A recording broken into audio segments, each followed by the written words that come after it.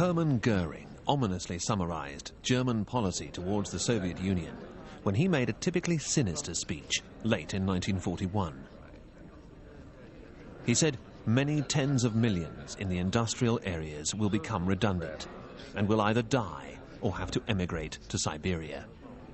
In little more than 1 year, Goering's promise had been made good. Hitler's armies had reduced vast areas of Western Russia to dust and rubble, and subjected the Soviet people to unimaginable brutality. Russia experienced an agony of suffering as she was dragged through a nightmare of slaughter to the edge of extinction. The launch of Operation Barbarossa, the invasion of the Soviet Union on the 22nd of June 1941, was Germany's most desperate gamble of the Second World War. It was a gamble Hitler felt compelled to take if his ambition of the complete subjugation of Europe was to become a reality. 3 million German troops were initially committed to the most appalling conflict in the history of warfare. In the course of the next 4 years, she would need to find 3 million more. The whole ideological thrust of the German plan for war was different. This was not a conventional war of conquest. It was intended to be a war of extermination. It was intended to root out what Hitler called the Jewish Bolshevik gang who ran Russia. It was designed to destroy the political structure both of the Soviet Union and of the Red Army. In consequence, the terrible barbarization which set in at the first stage in the Soviet-German war was to become the overriding feature, which persisted until the very last day of the battle.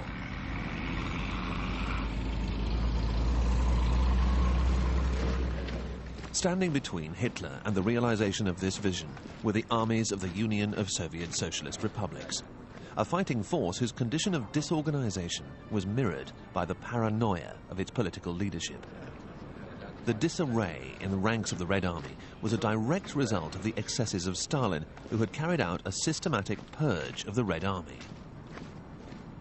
In 1936, Tukhachevsky, chief of staff of the Russian army, was executed for treason, following a trial which lasted only a single day.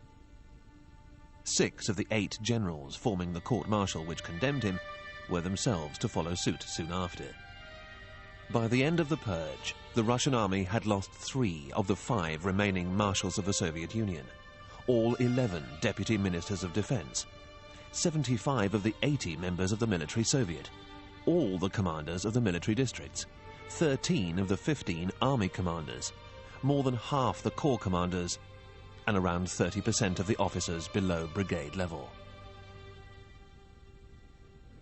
The performance of the Russian tank forces was affected by 3 major considerations. The first one was that during the purges in the late 1930s, early 1940s, well over 90% of all the tank commanders were shot.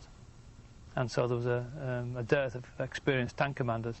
A lot of the senior commanders who were actually replaced after the fiasco in Finland in 1940, they were actually reinstated, even though they had a poor track record. They went back in and commanded these units.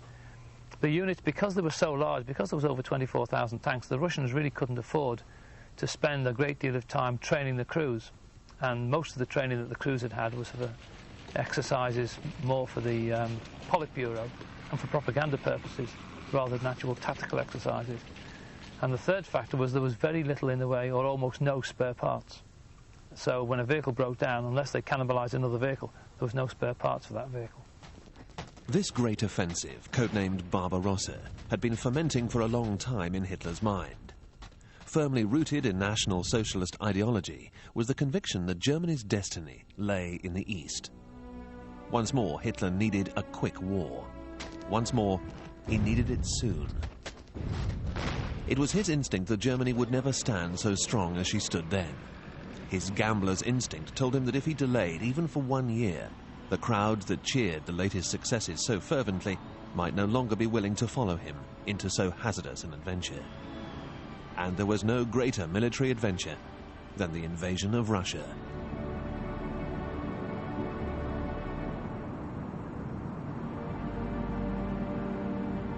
As the German build-up towards Operation Barbarossa continued, Stalin's attempts to pacify Hitler grew more desperate. Stalin felt he was continuing to buy time by these unrequited concessions, but his use of the breathing space, which he had already attained, was totally devoid of any worthwhile attempt to remedy his military disadvantages. Stalin was well aware that sooner or later the Germans would attack, but what accompanied this was as follows, actually.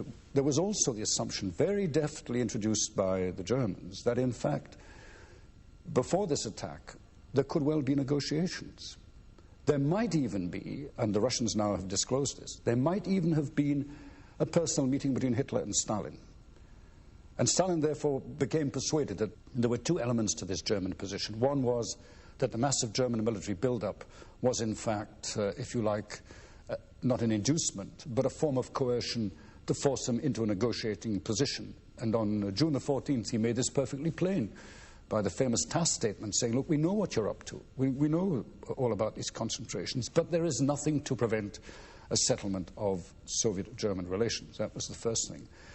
The second thing was a certain element of self-deception on Stalin's side, to the effect that, one, he strongly believed that Hitler would never embark on a two-front war. And the second thing was, again, Stalin's great concern that although the Soviet General Staff, Zhukov and Vasilevsky and others, and particularly Timoshenko, were urging Stalin to mobilize, Stalin argued, actually, and he shouted at Timoshenko, what do you want, a war?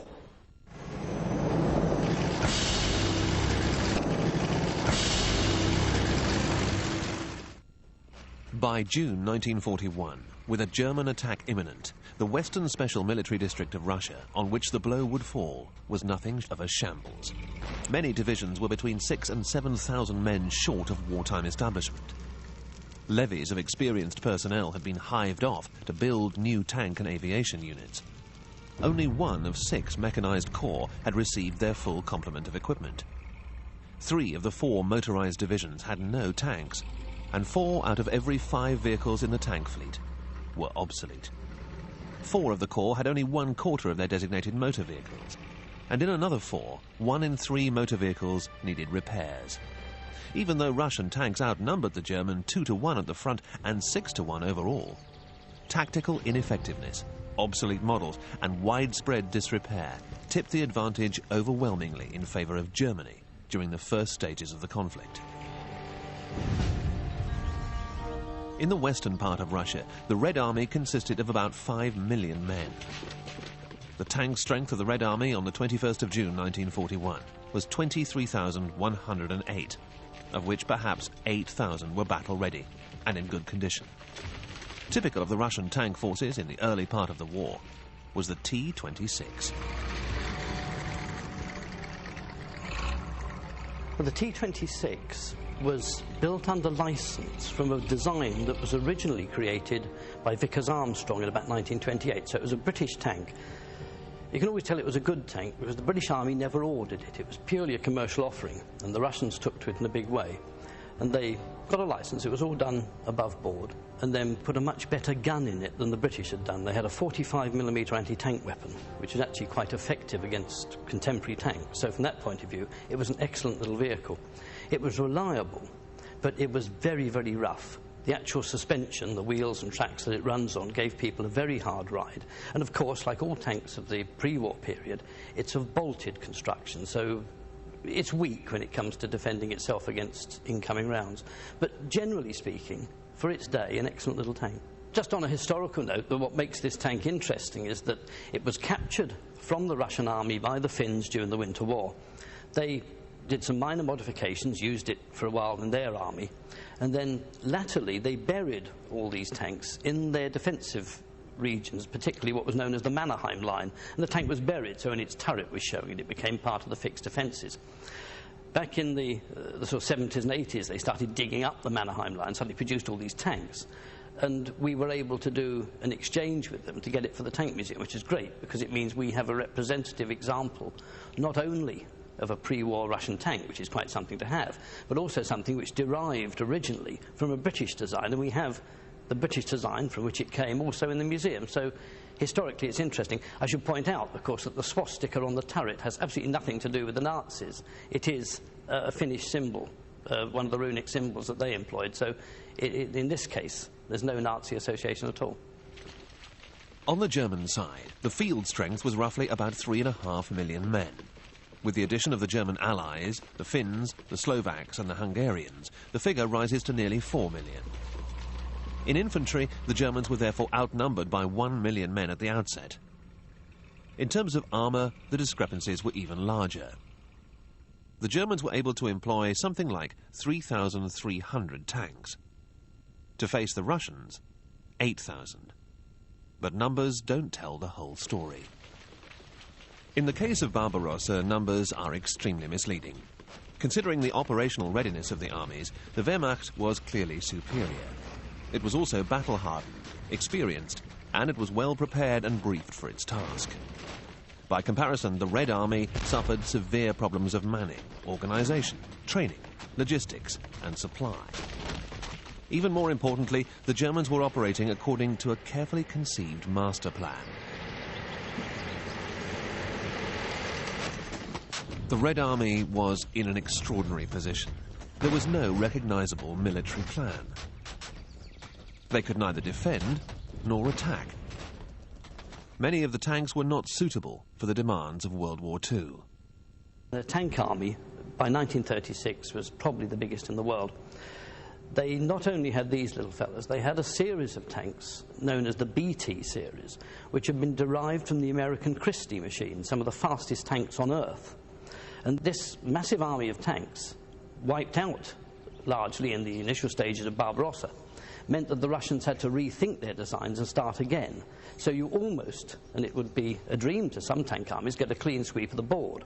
And the Russians then come back with the T-34, arguably one of the best tanks of the Second World War, and the heavy KV series tanks, which they then fitted into their army. So really what you're seeing is the Germans kindly clearing up for the Russians a load of old junk which they'd had on their hands since the mid-30s. The first part of the war was really not an occasion for praising tank commanders. That was a martyrdom of Soviet tank troops. Though one or two people did emerge which were very important. For example, Chernyakhovsky, who was very young, he must have been about, yes, he was just in his very early 30s. He commanded a tank division in the terrible days of 1941 and really proved himself to be a very capable commander. He, in fact, went on to become not only an army commander, but a front commander. That gives you some idea of the caliber of these people.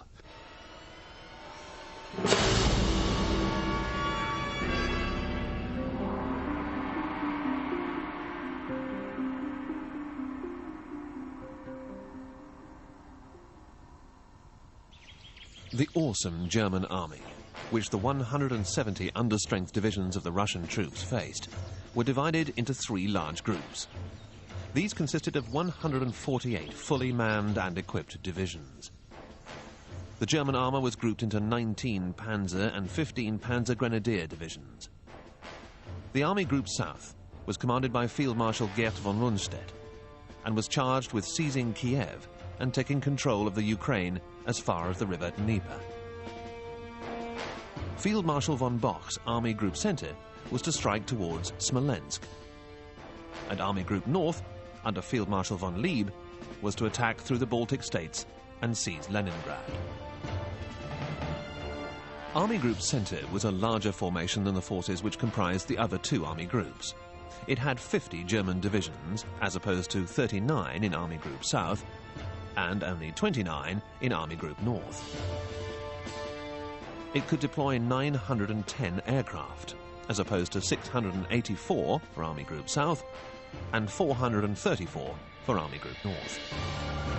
The 2 panzer groups under von Bock's control in Army Group Centre also claimed the lion's share of the tanks which were allocated to the Great Attack. Some 1,700 machines were available to von Bock, as opposed to 1,000 for von Rundstedt with Army Group South and 650 in Army Group Centre with von Lieb. The 3 German army groups were supplemented by 500,000 Finnish troops advancing from their homeland in 14 divisions, and 150,000 Romanians attacking along the Black Sea towards Odessa. These forces, together with the Luftwaffe, which had devoted 80% of its operational strength, 2,770 aircraft to the build-up of Barbarossa, fielded over 3,350 tanks, over 7,000 artillery pieces, 60,000 motor vehicles, and 625,000 horses. The Russian army still clung to its peacetime structure.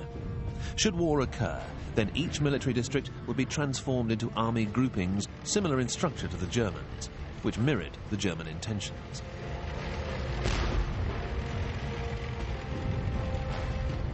The North Soviet front was to repel advances through the Baltic states and defend Leningrad from Finnish attack. The Northwest, West and Southwest fronts would engage the three main German army groups, and the Southern Front would deal with any advance towards Odessa. Behind these similarities, the contrast between the warring nations could not have been greater. While Germany boasted one of the finest industrial infrastructures in the world, Russia had still not completed her industrial revolution. Stalin had declared in 1931 that one feature of old Russia was the continual beatings that she suffered for falling behind, for her backwardness. For military backwardness, he said, for agricultural backwardness, we are penetrating shell inside,